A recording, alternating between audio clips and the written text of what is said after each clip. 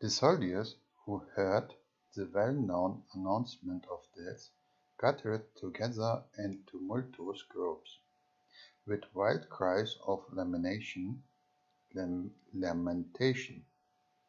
When the day began to break, the Grand Vizier went through the camp, addressing the assemblages of troops, and exhorting them to resume their ranks and march. He told them how much the Padishah, who was now at rest in the bosom of God, he had done for Islam, and now he had been the soldier's friend. And he exhorted them to show their respect for his memory, not by lamentations which should be left to the priests, but by loyal obedience to his son, the glorious Sultan Suleiman, who now was reigning in his stead, shouted by those addresses, and the promise of liberal donative from the new Sultan. The army returned the military order and escorted the remains of their monarch and general back to Belgrade. Suleiman's body was finally deposited in the great mosque of Constantinople, the Suleymaniye, which is the architectural glory of his reign.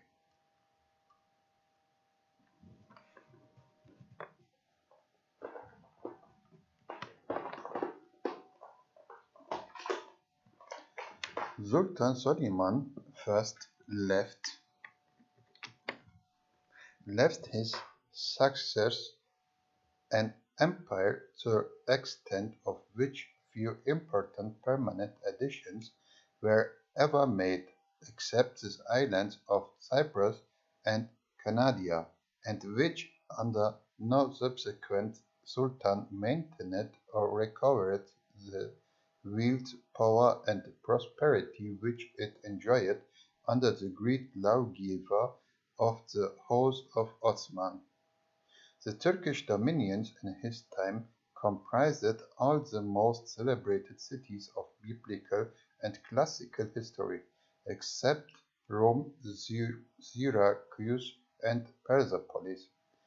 The cities of Carthage, Memphis, Tyre, Nineveh, Babylon, and Palmyra were Ottoman ground, and the cities of Alexandria, Jerusalem, Damascus, Smyrna, Nice, Prusa, Athens, Philippi, and Adrianople, besides many of later but scarcely inferior celebrity,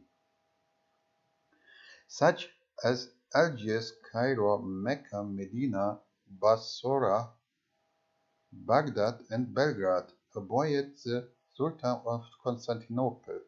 The Nile, the Jordan, the Orontes, the Euphrates, the Tigris and Tanais, the Borytnes, the Danube, the Hebrus, and the Ilissus rolled their waters within the shadow of the horsetails. The eastern races of the Mediterranean, the Propontis, the Palus Meotis, the Euxine, and the Red Sea were Turkish lakes. The Ottoman crescent touched the Atlas and the Caucasus. It was supreme over Athos, Sinai, Ararat, Mount Carmel, Mount Taurus, Ida, Olympus, Pelion, Hermaeus, the Carpathian, and the Acroceranian heights. An empire of more than 40,000 square miles, embracing many of the richest and most beautiful regions of the world, had been acquired by the descendants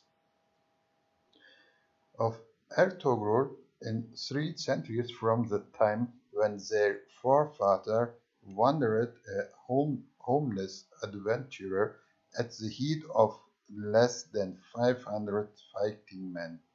Suleiman divided this empire into 21 governments, which were again subdivided into 250 sanjaks.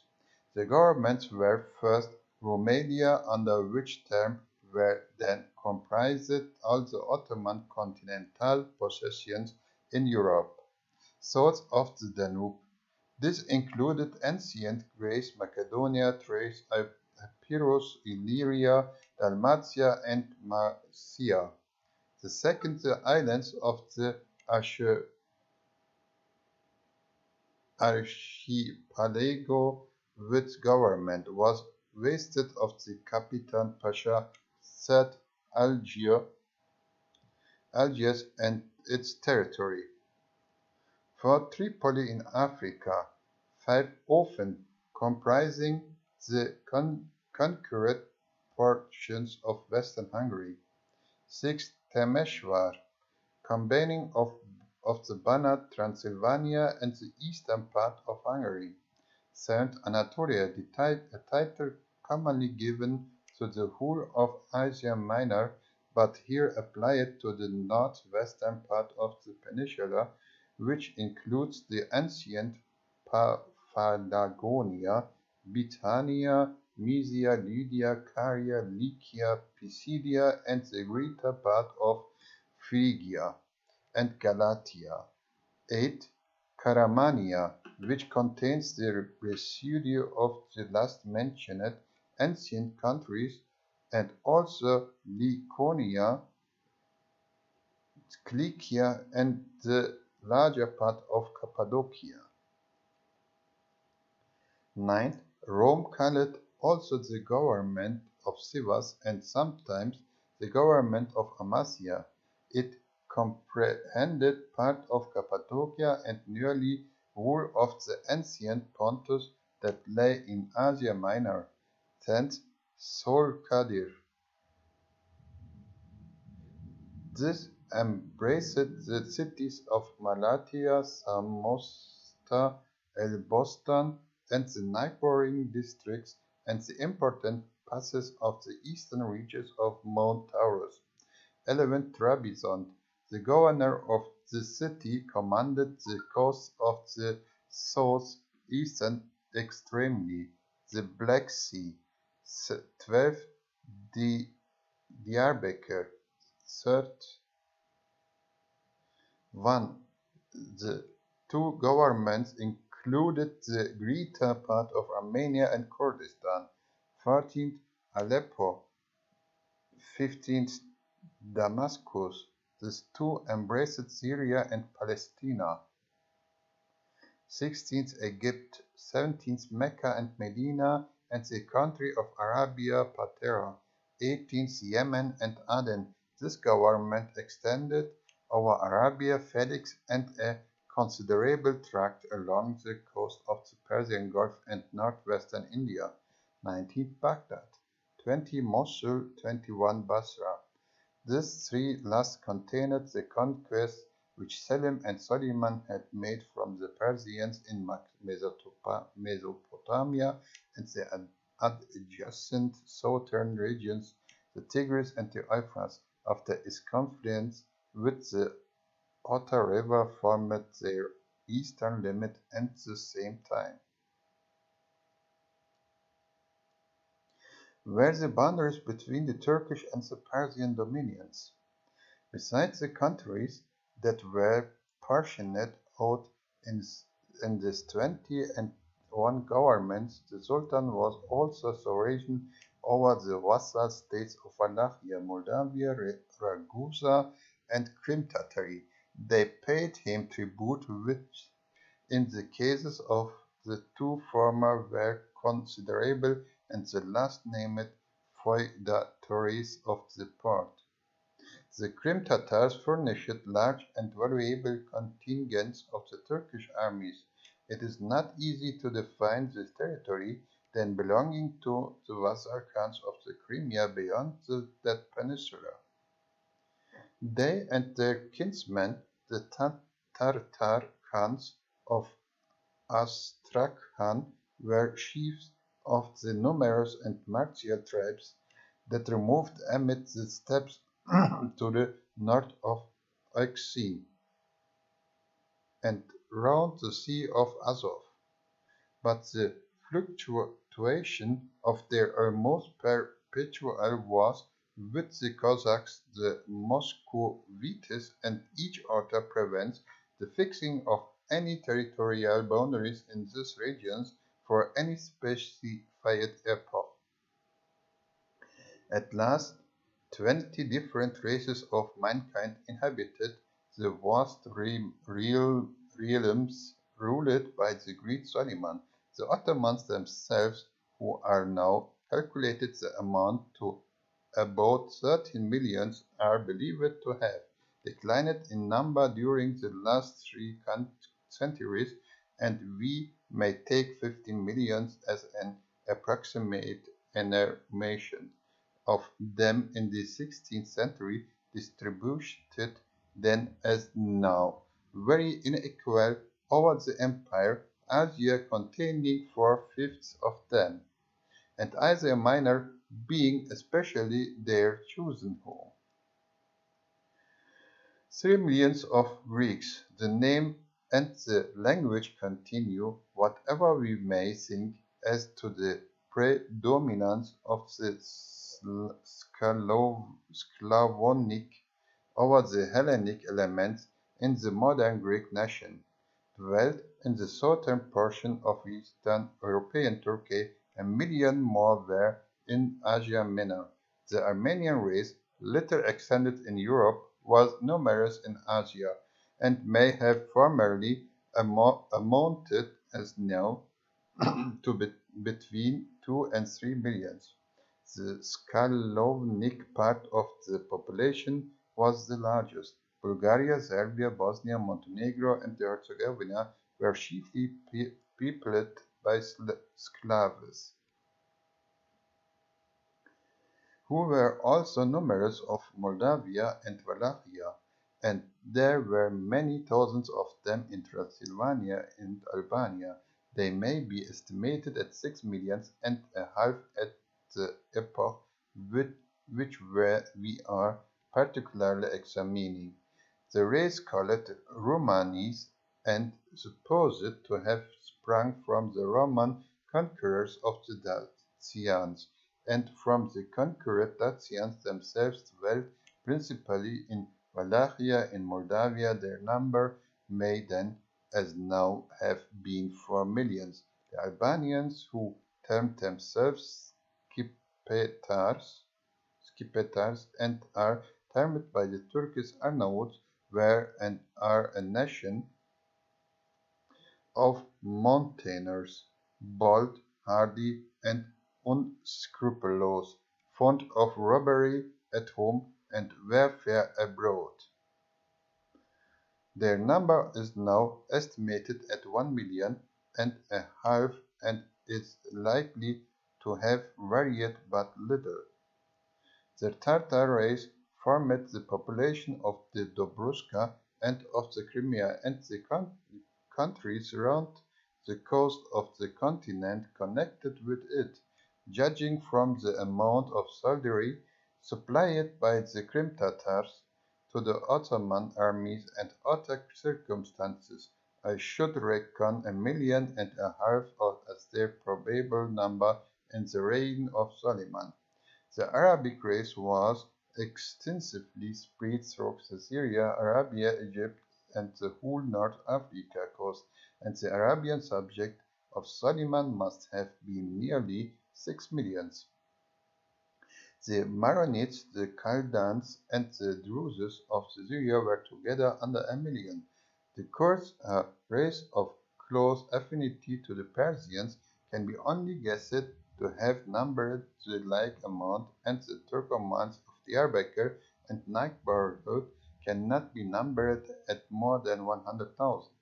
We have yet to add the Magyars of the part of Hungary which obeyed the Sultan, the Germans of Transylvania, the Berbers of Algeria, and the other African provinces, the Copts of Egypt, the Jews, the Tsinganes, who were and are numerous in Moldavia, and the remnants of the Mamelukes.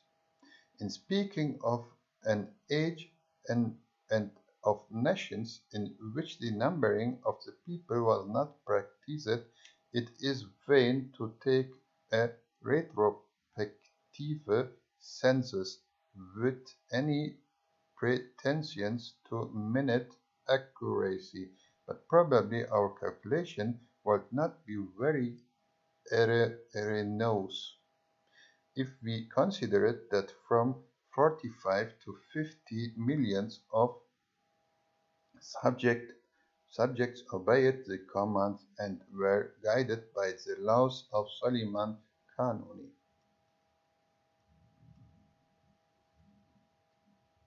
Of the various races which we have enumerated, the Ottomans, the Tatars, the Arabs, the Kurds and Turkomans, the Mamelukes, and the Berbers held the Mahometan creed, which had been adopted also by large numbers of the Bosnians, Bulgarians, and Albanians. The rest, except the Jews and the Tsinganes, belonged to different branches of the Christian religion, the adherents of the Greek Church being by far the most numerous. The regular military force of the empire in the year of the capture of Sziget, the sunset glory of Suleiman's reign, was double that which he found at his accession. He raised the number of the emissaries to 20,000 and the whole paid and permanent army, including the royal horse guards and other troops, amounted under him to 48,000 men. Solomon bestowed the greatest attention upon his emissaries. He formed from among them a corps of invalids into which only veteran soldiers of high merit who had grown grey in the service, or had been disabled by wounds, were admitted. Soliman also complemented these formidable troops, and his successors continued the custom by being himself nominally enrolled in their first regiment, and coming among them at the payday, and receiving a soldier's pay from the colonel. He honored another distinguished regiment of the emissaries by accepting a cup of sherbet from their commander when he inspected the barrack. This incident also gave rise to the custom for each sultan, on his accession, to receive a cup of sherbet from the aga or commander-in-chief of the emissaries, which he returned to that warlike functionary with the words significant of Ottoman pride and ambition: "We shall see each other again at the Red Apple," the name which the Turks commonly give to the city of Rome. The number of the feudatory troops and the irregular levies at the time of the campaign of the Sziget exceeded 200,000. The park of the artillery contained 300 cannons, and the fleet amounted of 300 sail. Notwithstanding the improvement in the armies of Western Christendom, to which we have referred when speaking of the epoch of the accession of Suleiman, the Ottoman troops were still far superior to them in discipline and general